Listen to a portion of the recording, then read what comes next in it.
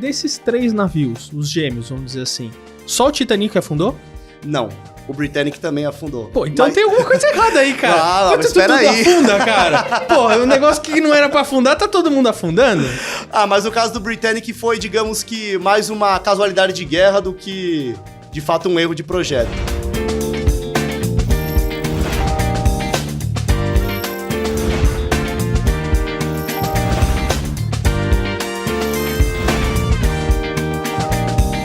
Olha, hoje eu vou falar sobre um assunto aqui que eu não manjo nada, porque eu não assisti o filme do Titanic, acredita? Isso é possível sim, e eu sou a prova viva desse feito maravilhoso que eu não pretendo rompê-lo. Então eu vou permanecer sem assistir o filme do Titanic, pelo menos por alguns bons anos. Vamos ver se eu entro no Guinness com esse feito maravilhoso.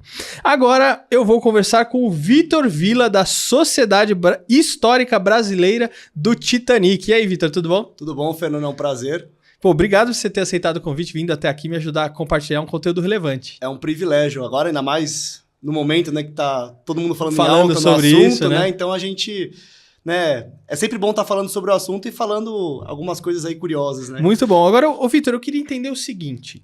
Sociedade Histórica Brasileira do Titanic. O que o Brasil tem em relação com o Titanic? A mania do Brasil tem de afundar? Olha, bom, nesse sentido, acho que não vai muito por essa explicação. Mas é curioso, porque quando a gente fez a Sociedade Histórica, a gente fundou ela, se salvo engano, foi em 2013. Então já vai fazer aí 10 anos já de Sociedade Histórica bom. Esse ano.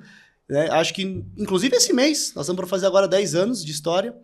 E quando a gente primeiramente teve a ideia de fundá-la, foi espelhando na Titanic Historical Society norte-americana, porque lá nos Estados Unidos eles têm uma sociedade histórica realmente que buscou preservar o legado, a história do Titanic, desde aí do naufrágio dele, todo o legado histórico e cultural que ele promoveu nesses últimos... Né, nesse último século, né, o século XX. E o espelho era assim, reunir de fato as pessoas que realmente gostavam disso, que curtem, mas realmente mais voltado para o lado histórico, para toda essa questão que geralmente é diferente do que o pessoal está acostumado a ver, né, que falam muito do filme, das produções cinematográficas, né, e de fato falar do Titanic histórico é uma coisa que, pelo menos no Brasil, era mais inédito. É como se fosse um fã-clube histórico? Exatamente. A gente costuma até dizer que é um núcleo de estudos, porque realmente o core, né, o pessoal que realmente se dedica à sociedade histórica quase que de corpo e alma, a gente busca fazer estudos sérios, a gente entra a fundo, não só nos aspectos históricos, né, da lenda que se gerou em torno do Titanic, mas aspectos técnicos, de como o Titanic era como máquina, como objeto, né? Então esse é um outro ponto que é muito interessante que a gente costuma abordar nas nossas intervenções aí, seja num estudo de campo, seja num artigo que a gente já chegou a escrever, ou palestras que a gente já deram, que nós demos, né, no caso. Então... Muito bom. Ô, Vitor, inclusive, gente, esse cenário todo que você pode ver, tanto do lado do Vitor, como aqui do meu lado, todos esses livros, é tudo material do Vitor, tá? Não é material meu, não. Inclusive, ó, tem aqui o seu TCC, né, Vitor? Sociedade Histórica Brasileira do Titanic, é isso? Exatamente. Olha só que bacana. A gente fez aí um trabalho muito interessante, inclusive foi meu trabalho de conclusão de curso mesmo, onde nós buscamos explorar as possibilidades de desenvolver um modelo de negócios com a sociedade. No caso aí, é algo mais voltado no âmbito cultural, no âmbito de entretenimento, por que não? Apesar de se tratar de uma tragédia, né? O caso do Titanic afundou, morreram quase 1.500 pessoas, mas de uma forma geral isso virou um elemento muito forte na cultura popular a nível global. E o Brasil não se exclui disso, né? Existe muito interesse do Brasil, do brasileiro, no Titanic. Mas essa fama toda que tem do Titanic não é por causa do filme? Aqui no Brasil, acho que em particular, a febre mesmo pegou naturalmente por conta do filme, mas outras produções cinematográficas e o que a própria mídia fomentou desde 1912, quando ele afundou, já lá fora as pessoas já falavam muito sobre o Titanic. De fato, no Brasil, acho que a febre pegou depois que o filme, que foi um fenômeno global, né, de bilheteria, de audiência, né, como um todo. Eu acho que no Brasil, o brasileiro teve realmente essa recordação do naufrágio por conta do filme. Bom, agora, obviamente, ninguém faz um navio desse tamanho para afundar. Naturalmente. E como você comentou, existiu na época uma revista com um artigo científico falando que nada iria afundar esse navio, ou alguma coisa parecida, não é? Exatamente. O pessoal costuma dizer, né, que o Titanic, os ditados populares, né, nem Deus afunda o Titanic, ou o Titanic é inafundável. Muito disso gira em torno da lenda, né, do ditado popular, do boca a boca, mas existe, de fato, um fundamento histórico dessa famosa frase, particularmente do inafundável. Ela está, né, nessa revista aqui, que é a The Shipbuilder. Essa aqui é uma facsímile, né, uma reprodução, né, praticamente autêntica de um exemplar técnico, né, de uma revista que era editada no início do século XX. Essa aqui, em particular, em 1911. Ela abrangia tanto a construção do Olympic, que é o irmão do Titanic, e o próprio Titanic, naturalmente. E os técnicos afirmavam precisamente na página 26. Eles dizem em algumas linhas aqui que o navio é praticamente inafundável. Então, assim, é a primeira vez que é um relato técnico, numa revista técnica de construção naval do início do século XX, que afirma, segundo os construtores do próprio navio, que eles, no caso o Titanic e o Olympic, eram praticamente inafundáveis. Então tem um fundamento técnico. Agora, você trouxe essa questão de um irmão gêmeo do Titanic. Eu não sabia que o Titanic tinha um irmão gêmeo. Não só um, ele tinha 2. Eram 3 irmãos. Olha só, mas o que foi? Foi a empresa que estava desenvolvendo resolveu fazer em série? Quase isso. Na realidade, antigamente, para você cruzar o Atlântico, os navios eles viajavam, né, com o objetivo de transportar os passageiros de um ponto ao outro. Não era uma viagem turística como hoje é um cruzeiro, onde o objetivo do viajante é chegar literalmente desfrutar do cruzeiro. Antigamente, eles usavam os navios como meio de transporte, como hoje utilizamos os aviões. Era o método mais rápido que eles tinham antes. Naquela época, a tecnologia de construção naval não permitia que só um navio fizesse, digamos assim, o ferry entre um lado do Atlântico e o outro, né? O Titanic, ele trabalhava na rota entre Europa e Estados Unidos. Então, naturalmente, eles tinham que fazer essa rota com certa eficiência. Um navio só não dava conta de fazer essa rota. Então, eles planejaram fazer 3 navios, porque, por exemplo, quando um chegava no destino, o outro já estava sendo reabastecido para sair com mais agilidade, com mais eficiência. Conseguirem fazer, né, uma agenda, né, de viagem muito mais rápida, muito mais eficiente de transporte de passageiros. Por isso, inicialmente, eles planejaram 2 navios. Era o Olympic e o Titanic.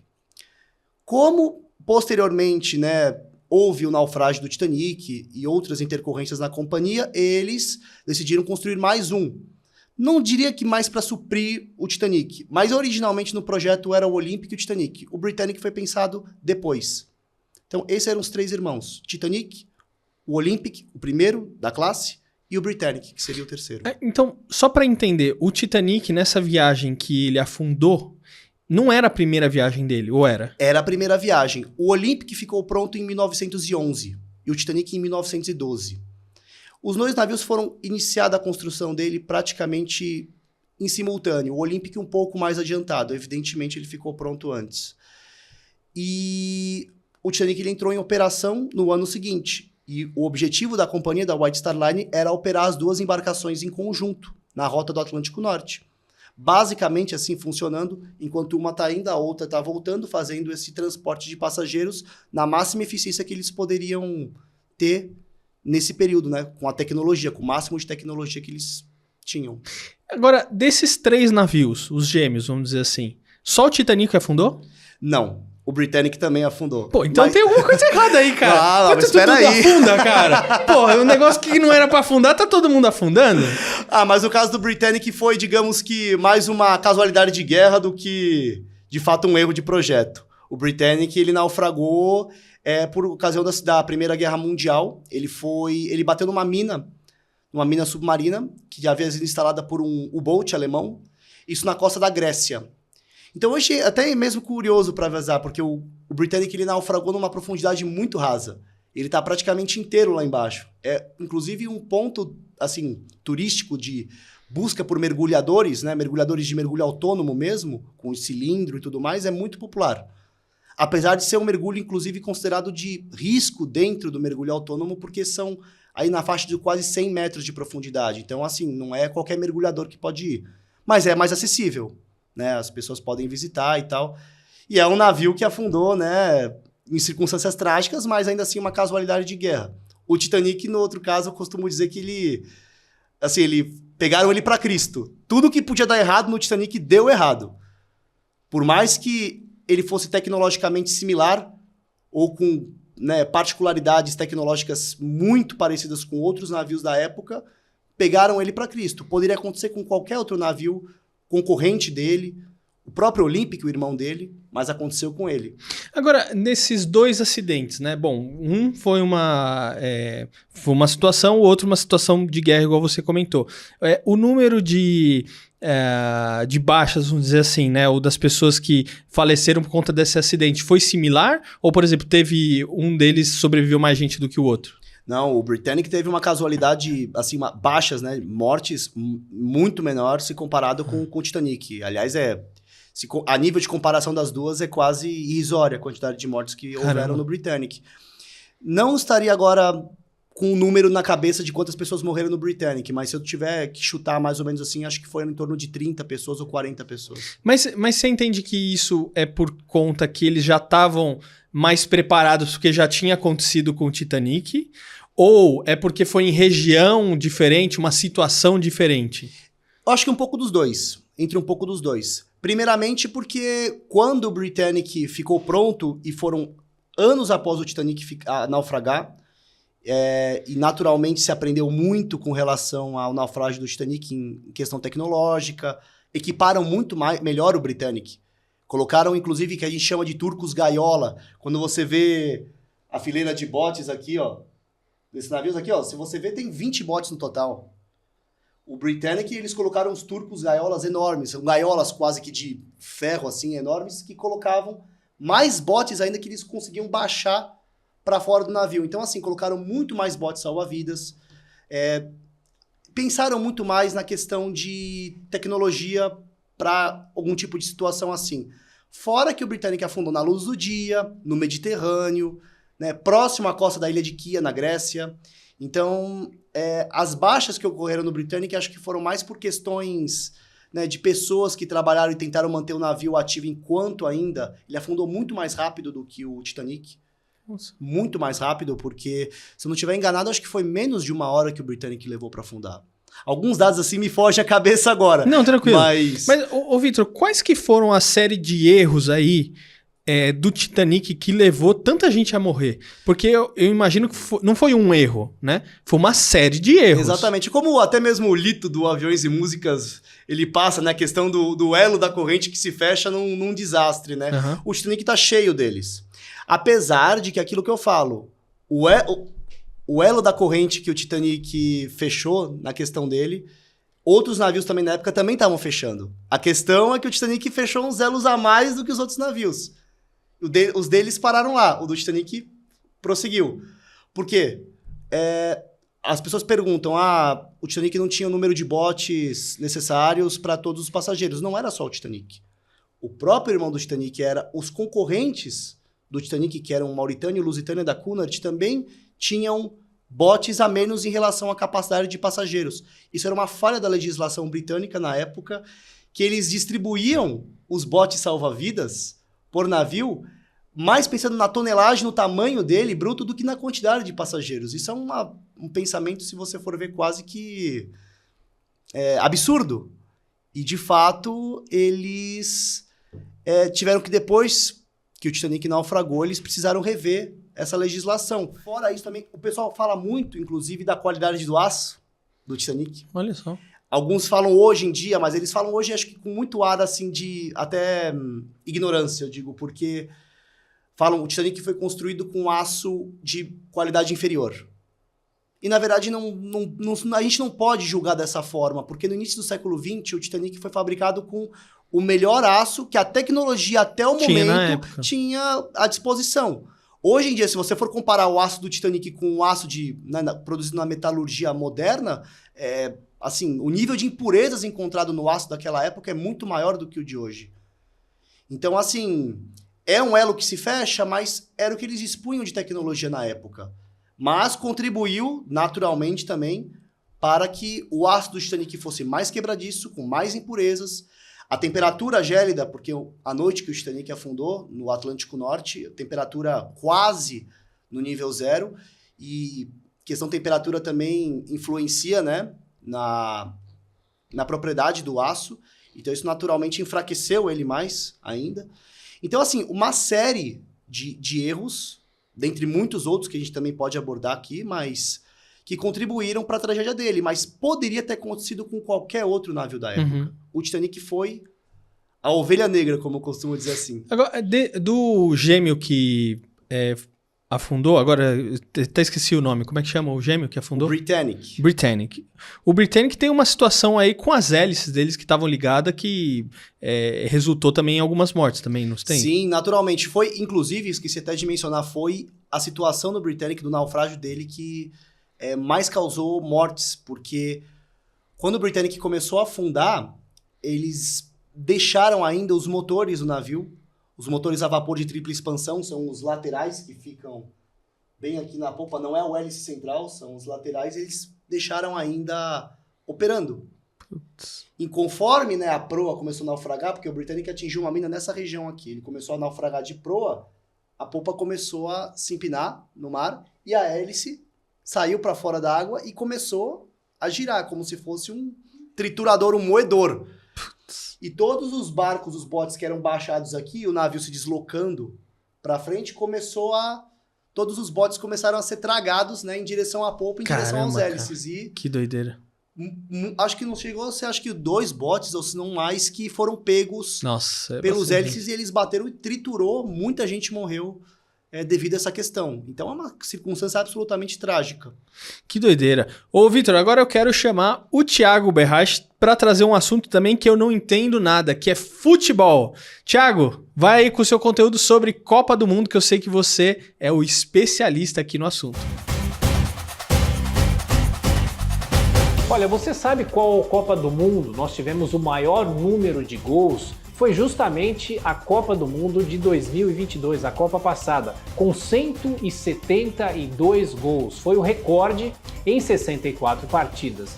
Agora, quando se fala de gols em Copas do Mundo, a gente tem que lembrar do Mundial que foi disputado em 1954 na Suíça. Por incrível que pareça, aquela é considerada a Copa das Goleadas. Foram 140 gols e eram apenas 16 seleções que participavam daquele Mundial. E com um detalhe, a seleção da Hungria, naquele ano, que era a sensação, mas que não foi a campeã do mundo, fez 27 gols em apenas 5 jogos. E é daquela Copa do Mundo também o jogo com o maior número de gols na história. É uma goleada da Áustria sobre a Suíça, que era a dona da casa, por 7-5. E só para fechar, você sabe qual que é a maior goleada da história das Copas do Mundo? É um jogo da Copa de 82, em que a Hungria ganhou de El Salvador por 10-1. Então essas são as curiosidades, os números e os gols das Copas do Mundo.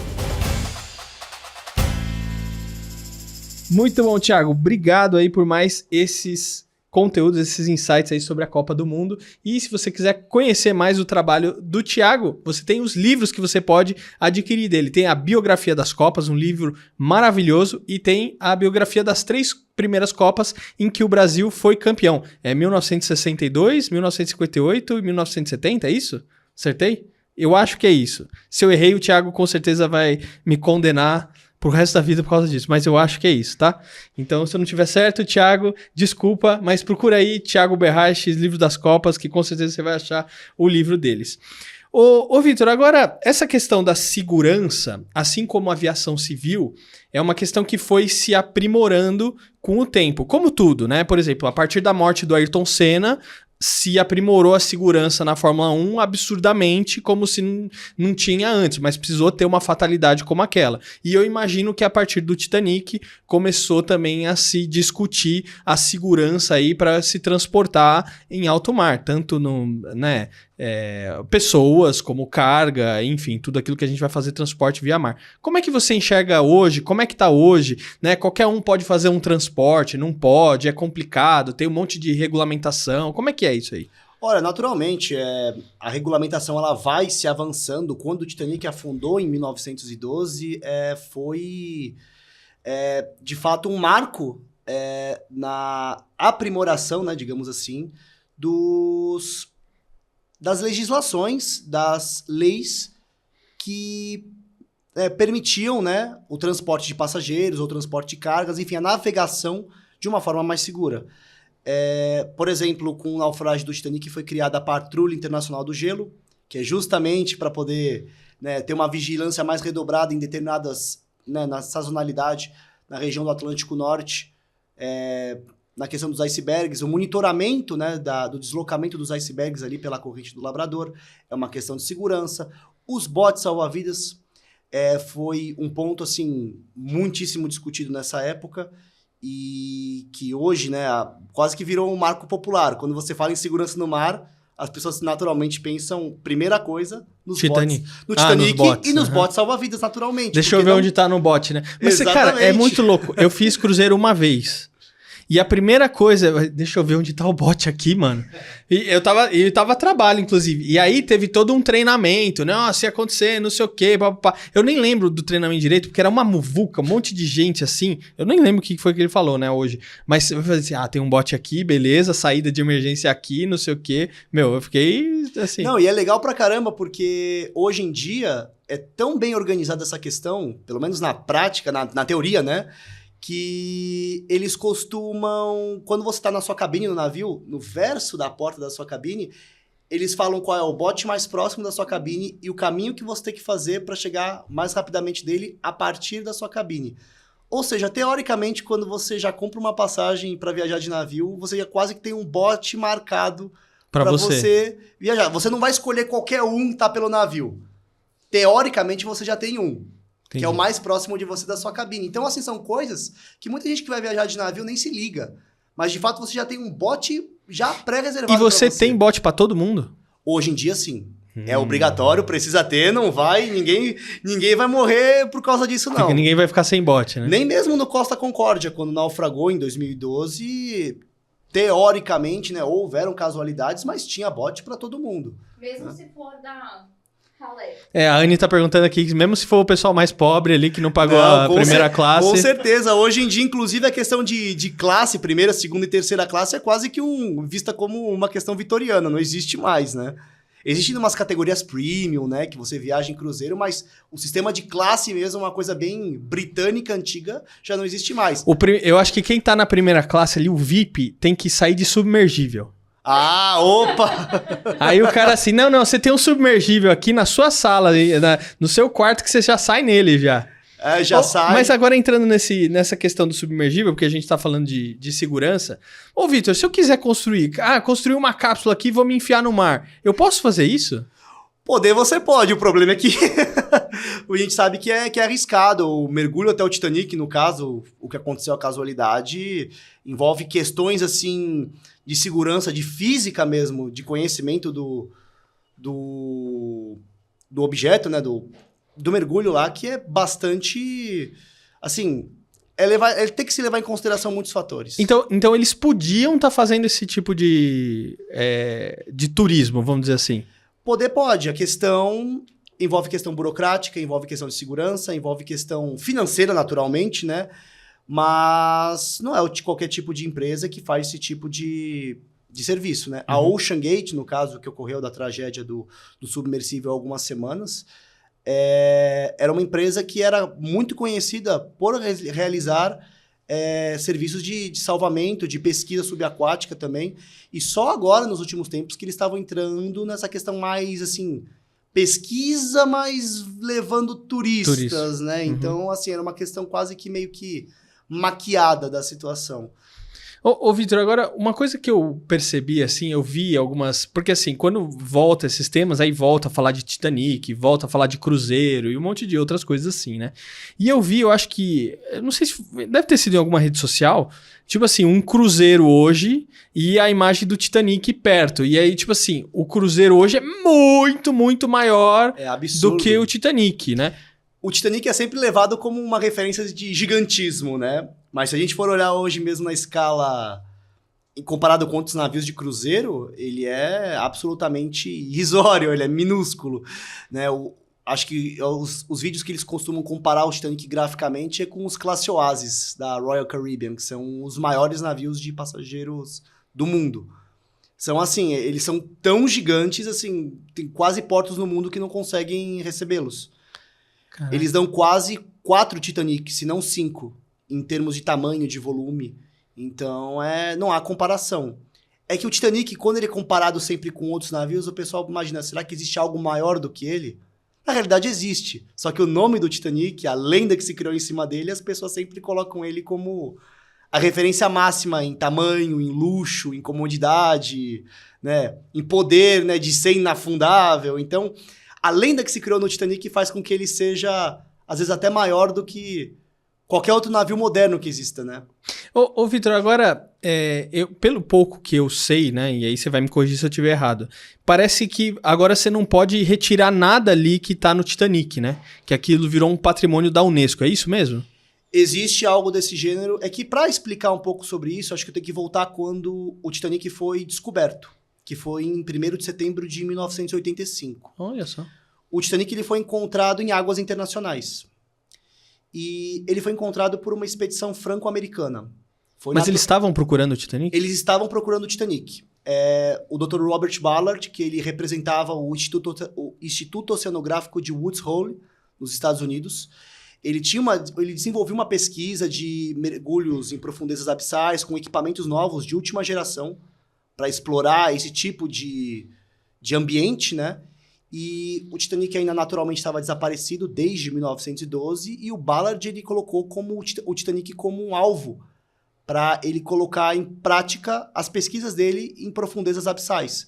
Porque ele sabia naturalmente que o Titanic, se fosse encontrado, seria, né, alvo de publicidade, então ia alavancar naturalmente as pesquisas dele, então era o objetivo dele grande. E ele recebeu o financiamento da Marinha dos Estados Unidos. E a Marinha dos Estados Unidos também tinha seus interesses. Ela não pegou o cara lá à toa, né? Que o interesse grande deles era encontrar 2 submarinos nucleares norte-americanos que haviam desaparecido na década de 60, se eu não estiver enganado. Encontraram? Encontraram. Caramba. Esse, na realidade, foi o acordo do Ballard junto ao governo norte-americano para encontrar o Titanic. O governo virou e falou, você acha os submarinos pra gente? E se você conseguir encontrar com sucesso, você satisfazer a gente, você pode procurar o Titanic. Caraca. E aí ele conseguiu encontrar os submarinos, e aí sobrou, acho que se eu não estiver enganado, uma janela de 1 ou 2 semanas para ele encontrar o Titanic. E aí que entra uma questão muito interessante dessa história. Um instituto oceanográfico francês, que eu não me recordo o nome agora, mas a sigla é IFREMER, era liderada por um francês chamado Jean-Louis Michel. Ele se uniu aos esforços dos americanos para encontrar o Titanic. Os franceses tinham uma tecnologia nova também que eles queriam implementar. E o Ballard tinha deles. Então, os dois uniram forças. Um tentou fazer a varredura do solo marinho com a tecnologia deles. Quase acharam o Titanic. Depois, quando você olha o mapa do mapeamento deles para encontrar o navio, os franceses quase acertaram o local dos destroços, mas foi por muito pouco. E aí o Ballard pegou com a tecnologia dele, o que sobrou, continuou varrendo. E ele acertou os destroços, assim, por muito pouco, perto de onde os franceses tinham acabado a pesquisa deles. Porque você mapear o leito marinho é tipo, tatear no escuro. Você não sabe onde está nada, você não enxerga, não tem luz, assim, é quase como você andar com uma lanterna num breu total. Então, assim, era loteria. E quando eles encontraram, como o Titanic estava em águas internacionais, tudo o que é encontrado em águas internacionais pertence a quem achou. No caso, aos franceses e aos norte-americanos. Eles poderiam fazer, teoricamente, o que eles quisessem com o Titanic. Os americanos, eles, liderados pelo Ballard, e a voz ativa era ele, eles falaram, nós não vamos tirar nada do Titanic. A gente entende o Titanic como um cemitério, né, um lugar onde morreram muitas pessoas, tinha todo aquele respeito, aquela reverência ao lugar. Já os franceses, que também tinham a parte deles no quinhão, eles pensaram de forma totalmente diferente. Em 85 foi descoberto, com aqueles ROVs, aqueles robozinhos. Em 86, só os americanos voltaram lá com o submersível Alvin para pesquisar. Foi a primeira vez que o ser humano viu o Titanic olho no olho com submersível. Em 86, fizeram documentários, a National Geographic foi lá, fizeram um documentário excelente, inclusive, sobre isso, é Os Segredos do Titanic. E em 87, foi a vez dos franceses voltarem lá. Eles voltaram com o Ifremer, com outro submersível amarelo dele, chamado Nautil, e foi aí que começou a grande operação de resgate de artefatos do Titanic. E os franceses começaram a fazer isso quase que sem escrúpulos. Eles começaram a tirar muita coisa de lá de baixo. Não trataram com desrespeito esses artefatos, mas eles começaram a tirar muito. E aí começou a meio que virar uma festa. Apesar deles terem o poder sobre todos aqueles artefatos, eles começaram a fazer o que queriam. Começaram a divulgar na televisão. Teve inclusive um especial em Paris, onde eles levaram uma valise de couro e abriram ao vivo na televisão e começaram a tirar os objetos. E aí começaram a identificar, inclusive, quem era o dono daquele material, daquela valise. Então era algo até muito constrangedor, até para quem ainda, né, era descendente de sobreviventes ou quem estava vivo ainda que sobreviveu ao naufrágio. Em 85, 86 ainda tinha gente viva, né, que sobreviveu à tragédia. Então isso acabou virando aí começou a entrar para o lado de briga judicial, porque os americanos falaram, vocês não podem fazer isso. E aí os franceses falaram, não, mas a gente tem o direito também.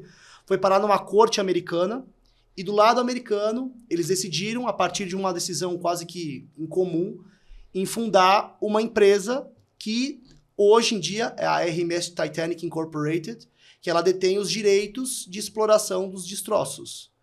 Então, tudo que foi resgatado pelos franceses desde 1987 é administrado pela RMS Titanic Incorporated e é distribuído nos museus. Então, eles fazem aquelas exposições itinerantes. Inclusive, em 2011, tiveram aqui no Brasil. Legal. Em Curitiba, Brasília e Porto Alegre, se eu não estiver enganado. Numa exposição itinerante dessa companhia. Então, todos os artefatos hoje resgatados do fundo do mar, eles são utilizados para finalidade cultural e educativa, não podem ser vendidos, não podem ser leiloados, e nada do fundo do Atlântico pode ser retirado para finalidade comercial paralela. Só para essa finalidade de pesquisa e estudo científico. Ô, Vitor, você consegue dizer, né, ou sabe dizer os itens, ou sei lá, os mais curiosos que foram retirados do Titanic? Nossa, eu tava falando até com uns amigos sobre isso, especialmente por conta de como a pressão age, né, nas profundezas abissais. O Titanic está a quase 4 quilômetros de profundidade, né, são 3.800 metros de profundidade, e por incrível que pareça, você consegue achar champanhe fechado. Caraca, mano. Naquelas profundezas ainda, você consegue encontrar essas garrafas, porque como elas estavam com conteúdo, né, preenchido quase que até a tampa, então aquele conteúdo assim não sofre muita influência da pressão da água naquela profundidade, então ele ainda se mantém intacto. Outro que eu havia até comentado com o pessoal é um potinho de azeitonas. É quase que uma compotinha de azeitonas, que ela estava bem embrulhada a vácuo e a azeitona ficou preservada lá dentro, naquele líquido, né, naturalmente, que eles colocam, né, a azeitona. E eles resgataram isso. Hoje, inclusive, pode ser visitado em museu. É fantástico. Apesar de que eu já ouvi histórias de que eles quase perderam essas azeitonas aí. Putz, grilo. Porque, de alguma forma, né, a vedação não ficou apropriada depois de retirado do fundo do mar e se entrou ar naquilo, já era. Começa a estragar. Então, não sei se houve algum trabalho assim de restauro, de preservação específico para esse item, mas assim, é curioso, porque saiu do fundo do mar intacto. É uma comida pelo menos na época que saiu do fundo do mar, tinha quase 70 anos. Que pouco doido. mais de 70, 80 anos que estava no fundo do mar. Mas, assim, apesar de toda essa exploração que fizeram, ainda tem muita coisa lá. Muita coisa. E tem artefatos, inclusive, que chegam a ser tristes, né? Porque quando você está andando no leito do mar com um submersível ou com um ROV, olhando, né, todo aquele campo de destroços, ocasionalmente você se depara com um par de sapatos aqui, um par de sapatos lá, e você pensa, que curioso, né? Um monte de par de sapato, assim, todos juntos, tipo, sempre um do lado do outro. E aí você começa a se perguntar, por quê? E aí você percebe que quando o Titanic naufragou, aqueles que não estavam usando colete salva-vidas, os coletes salva-vidas do Titanic eram feitos de cortiça. Então eles boiam. Mesmo que uma pessoa morre e ele está usando o colete salva-vidas de cortiça, ele vai boiar.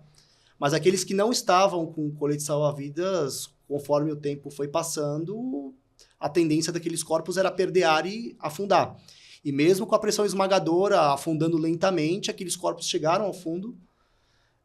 Os animais de profundeza abissal encontraram esses corpos, inevitavelmente consumiram, né, a carne, o corpo, e os ossos dessas pessoas eles eram saturados de carbonato de cálcio. Na verdade, não. O solo do oceano é saturado de carbonato de cálcio. E isso faz com que os ossos se dissolvam. Ah, entendi. Então, isso deve ter durado mais ou menos uns 5 anos. E o único material naquelas profundidades que talvez não se degradou foi o couro.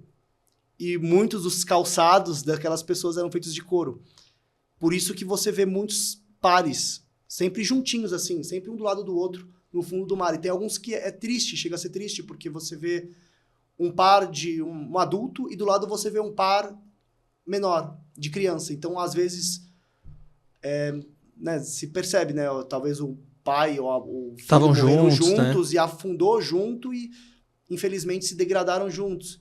Então, você tem ainda essa visão que é muito triste. E até os exploradores, eles demoraram um pouco para perceber que essa quantidade de pares de calçados no fundo do mar era dessas pessoas que ali morreram. Então, assim, é muito triste e faz você parar para pensar. Ô Vitor, agora eu fiquei curioso desses submarinos, né, que o pesquisador fez esse acordo com... Você chegou a estudar alguma coisa sobre esses submarinos? Você diz sobre os submarinos nucleares que o Ballard encontrou? Isso. Bem por cima, mas eles são submarinos nucleares que eles haviam desaparecido, né? E muito do que eles se imaginavam, os norte-americanos tinham imaginado que eles tinham implodido, né? Então, mas não sabiam a localização, sabiam talvez a localização aproximada desses veículos, né? E naturalmente foi a localização que a Marinha deu para o Ballard para procurar esses submarinos, e só graças a essa tecnologia que o Ballard tinha, né? Para testar. Ele queria explorar o Titanic porque ia dar publicidade, ia dar muita coisa, mas... E você sabe se eles tinham implodido mesmo ou não? Sim, porque a suspeita dos americanos é que eles tinham implodido porque eles tinham sumido. Mas aí o Ballard, ele pensou, se o submarino implodiu, ele literalmente esparramou destroços pelo leito oceânico. Você não vai achar... E como são profundezas abissais, se ele implodiu uma determinada, né, digamos assim, altura em relação ao leito do mar, aqueles destroços eles se espalharam numa área muito grande conforme foram descendo até o leito marinho. Então, o Ballard ele não procurou necessariamente pelo submarino em si, pela massa do submarino. Ele procurou pelo rastro deles. Ou seja, ele imaginou que se eles implodiram, ele deixou uma vasta área de destroços. Então, foi o que ele realmente procurou. Procurou pelos destroços, os detritos dos submersíveis e encontrou. A mesma lógica ele acabou utilizando para o Titanic. E isso é muito curioso, porque até 1985, os inquéritos que apuraram lá em 1912 o naufrágio do Titanic afirmaram, corroboraram que o Titanic afundou inteiro, que ele não havia se partido ao meio. Então, o Ballard ele tinha imaginado, e se o Titanic não partiu ao meio? E se o Titanic não afundou inteiro? E se ele se partiu ao meio? Porque havia tido relatos de alguns sobreviventes, por mais que os inquéritos não haviam dado bola para esse pessoal, as pessoas falaram, alguns disseram que o Titanic afundou, partiu ao meio. Então, os destroços podem estar espalhados numa grande área, assim como estavam os submarinos que eu acabei de encontrar, ele pensou. Então, foi o que aconteceu. Quando o Ballard encontrou o Titanic, ele encontrou uma caldeira do Titanic. Ele não encontrou o navio em si. A primeira coisa que ele viu no fundo do mar, através dos ROVs dele, foi uma caldeira. Então, assim, foi uma experiência que ele pegou buscando os submarinos da Marinha Americana, ele aplicou no Titanic e deu super certo. Muito bom. Ô, Vitor, queria te agradecer demais por você ter vindo aqui. Falamos um monte de coisa, até passamos um pouquinho aí do nosso tempo. Realmente não sabia nada disso, mas tenho certeza que tem muito mais história sobre Titanic, né? Com certeza, assim, é um vasto mundo, assim, o pessoal acha que se restringe só ao filme, né? O pessoal conhece muito o filme, mas o filme é só a ponta do iceberg. É, muito bom. Ô, Vitor, pra gente fechar, qual que você acha que é a principal lição que o Titanic deixa pra gente? Olha, eu costumo dizer que o Titanic é o tipo de tragédia, o tipo de situação que ocorreu, que ele fala para as pessoas assim, não me evitem, aprendam comigo, né? E não só aprendam as lições que você pode tirar, que é, né, segurança para os passageiros, mas também uma beleza de um tempo que já se foi, a tecnologia que ele representou na época. Eu costumo dizer, eu como colecionador particular de coisas do Titanic, eu não gosto de enaltecer o naufrágio dele. A perda de vidas, isso é muito mórbido, isso é macabro. Eu gosto de enaltecer o que ele foi, né, como um símbolo da era dele. Então, é um objeto de arte, de estudo e de arte.